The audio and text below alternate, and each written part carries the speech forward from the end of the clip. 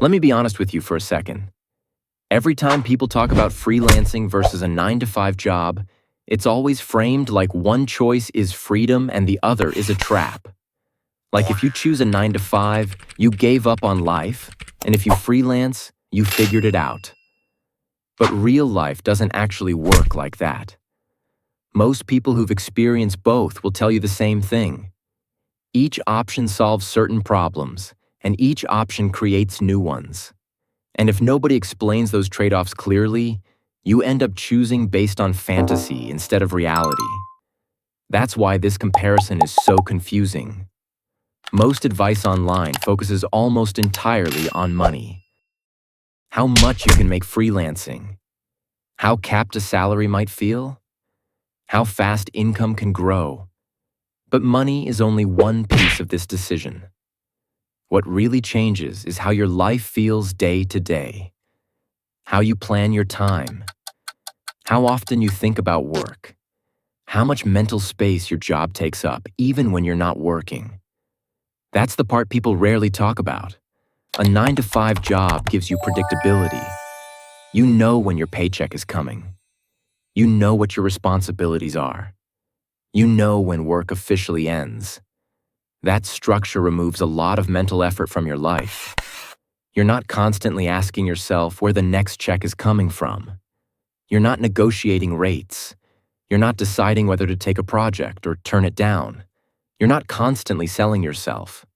That predictability reduces decision fatigue. And for a lot of people, that mental stability is worth more than they realize. But the trade-off is control. Your time isn't fully yours. Your schedule is built around someone else's priorities. Your most productive hours might belong to your job, not you. Even when work ends for the day, the best energy you had might already be gone. Over time, that lack of flexibility can quietly feel limiting.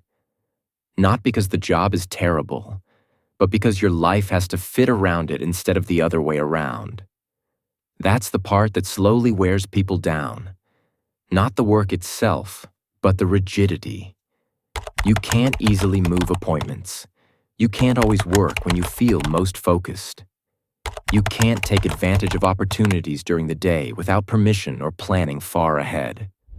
So while a 9-to-5 lowers stress in some areas, it can create frustration in others. Freelancing flips that equation. You gain control over your time. You decide when you work. You choose who you work with. You can design your schedule around your energy instead of a clock. And at first, that feels like freedom in its purest form. But here's the part people don't prepare you for. When you freelance, you don't just do the work. You also become the salesperson, the accountant, the project manager, the negotiator, and the safety net. Even on days you're not actively working, your brain often is.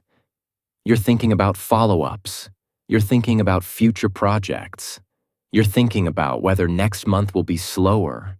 You're thinking about pricing and whether you should be charging more. There's no automatic off switch. Freedom over your time comes with responsibility over everything else. There's no guaranteed next paycheck, no built-in raises, no one else catching mistakes. And while that responsibility can be empowering, it can also be mentally exhausting. Not because freelancing is bad, but because uncertainty requires a different kind of energy. Some people thrive in that environment. They like knowing their effort directly affects their outcome. Others find that constant uncertainty draining, even if the work itself is enjoyable. And that's not a skill issue, it's a personality fit issue. Here's the simplest way to think about this comparison. A 9-to-5 creates predictable stress. Freelancing creates variable stress. With a job, stress is consistent and familiar. You know when it's coming. You know how to manage it. With freelancing, stress comes in waves. Some months feel great. Other months feel heavy. Neither type of stress is objectively better. They're just different. The mistake people make is choosing the option that sounds better socially instead of the one that fits how they actually handle stress. And in reality, most people don't stay fully on one side forever. They build stability first, then experiment with flexibility. Or they freelance for a while, then crave structure. Some people combine both. A stable job that covers the basics, plus freelance or personal projects that offer freedom and upside. It's not flashy, it doesn't go viral, but it works for a lot of people.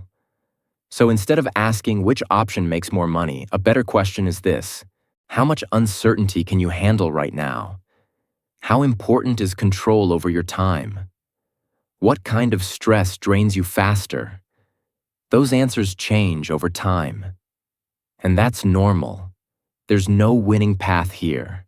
There's only alignment. When your work structure matches your personality, life feels lighter, even when it's challenging. And understanding that trade-off puts you ahead of most people making this decision blindly.